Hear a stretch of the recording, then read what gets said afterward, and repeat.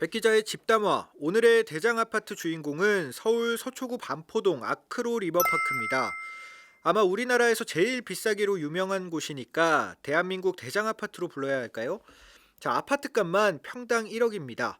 20평은 20억, 30평은 30억, 이렇게 봐도 무방합니다. 이곳은 또 재건축을 추진하는 단지에서 바로미터로 보고 있는 곳 중 하나이기도 한데요. 2000년대 초반에 재건축을 추진한 이후 2016년 입주, 그리고 지금까지 매년 몸값을 높이며 최고의 아파트로 군림하고 있습니다. 평당 1억 돌파. 기사에서 많이들 보셨을 겁니다. 말이 평당 1억이지 어마어마한 값입니다. 이 아파트 2016년 8월 입주한 이후 끊임없이 올랐습니다.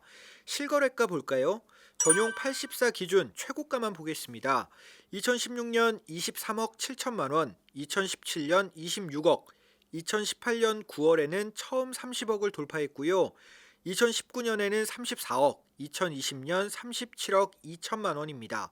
거의 매년 3억씩 올랐다고 봐도 무방하네요. 올해는 좀 꺾이려나요? 33억 8천만 원이 최고가네요. 2021년 아직 많이 남았으니 두고 봐야겠죠. 추이대로라면 올해 40억을 찍을 기세인데 비싸도 너무 비쌉니다. 입지 한번 보겠습니다. 9호선 신반포역 도보권이고요. 3795호선 고속터미널역도 가깝습니다. 백화점도 근방이고요. 주변으로 초중고 몰려 있습니다. 대형 병원도 얼마 걸리지 않고요. 또 빼놓을 수 없는 하나, 바로 강세권입니다. 한강이 코앞이어서 단지 뒤편으로 바로 연결되는 통로도 있고요. 일부 가구에서는 조망도 끝내줍니다. 아마 앞서 최고가를 기록한 곳들이 한강을 조망으로 하는 곳들이 아닐까 싶습니다. 제가 어렵사리 이곳 스카이라운지를 다녀왔는데요. 좋긴 좋더라고요. 입주민들도 여럿 만났습니다. 1996년도에 이곳에 터를 잡았다는 한 입주민은 그때만 해도 고민이 많았다고 해요. 여기 한 채 살 돈이면 사당동에 두 채를 살 수 있는데 여기 들어오는 게 맞는가 싶었나 봐요. 녹물도 문제였습니다. 그때 이곳은 한신 1차 아파트였거든요. 1970년대 후반에 지은 오래된 아파트였습니다. 그런데 이상하게 여기가 끌리더래요. 한강 근처여서 좋았고 오래된 곳이다 보니 재건축이 될 수 있겠다는 기대감이 있었던 거예요. 그렇게 96년 당시 2억 5천만 원에 이곳에 터를 잡았다고 합니다. 그때 이 돈이면 상당한 거금입니다.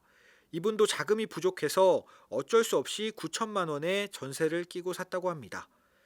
자, 이후 직접 들어와 살았는데 2002년 드디어 기대하던 소식이 들렸습니다.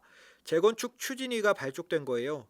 이분 말로는 그때가 희망이 현실이 된 순간이라고 하시더라고요. 그러면서 녹물 먹고 살 때 참 고생했다고도 덧붙이셨습니다.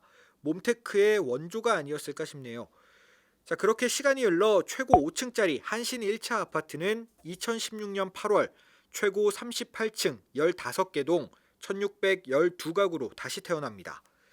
새 아파트로 들어와 매년 앉아만 있어도 가격이 뛰는 그런 집을 소유했지만 제가 만난 입주민분들 불만이 이만저만 아니었습니다. 세금 때문입니다. 한 분은 종부세만 2천만 원을 냈다고 했는데요. 다 늙어서 벌어들이는 수입도 없는데 세금으로 그동안 벌어놓은 거 다 까먹고 있다는 말이었습니다. 올해는 더 오르고 내년에도 또 오른다니 못 살겠다고 볼멘 소리를 냈거든요. 자, 주변에서도 이야기하는 게 다들 평생 몇십 년을 살았는데 이제 떠나야 할 판이라고 합니다. 자, 집값 좀 그만 올랐으면 좋겠다고도 덧붙였습니다. 또 다른 분을 만나 세금 얘기를 꺼냈는데요. 이분은 반대로 걱정했던 것보다 많이 오르지 않았다고 해요. 이 아파트 한 채만 오래 가지고 있어서 그런 것 같다는데요. 올해부터는 1주택자의 경우 나이와 주택 보유 기간에 따라 최대 80%까지 종부세를 감면받을 수 있죠. 장기 보유 특별공제입니다.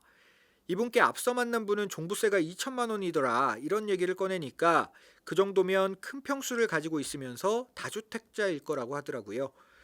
자, 그렇다 치더라도 세금이 올라 힘들다는 것은 공통된 의견이었습니다. 궁금했는지 지나가던 입주민도 가만히 듣고 있더니 말을 보탰습니다. 이분 말씀 그대로 워딩해 볼게요. 자, 여기 80평대 큰 집에 사는 사람들은 빌딩 주인들이다. 한신 1차 때 기존 조합원은 대부분 34평을 분양받았고 집 한 채 가진 서민들이다.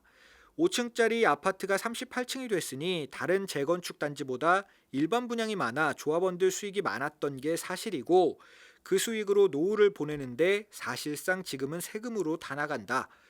집값 좀 그만 올랐으면 좋겠고 세금 걱정 없이 여기서 마냥 살게 해줬으면 좋겠다. 이렇게 얘기했습니다. 자, 2년 전 전세로 들어왔다는 입주민도 만났습니다. 이분은 자녀를 학교에 보내기 위해 방배동에서 이곳으로 이사를 왔다고 했는데요. 자녀가 외국인 학교에 다니는데 서울에 있는 대부분 외국인 학교 셔틀버스가 단지 인근 신반포역 4번 출입구 앞을 거쳐간다고 합니다. 셔틀라인이 많지도 않은데도 이곳만큼은 온갖 외국인 학교 셔틀이 다 지나가는 곳인 것 같더라고요. 어쨌든 이분은 자녀 졸업 때까지 이곳에서 계속 머물 계획이라고 얘기했습니다. 자, 단지 내를 둘러보면서 아이들이 참 많이 보였어요.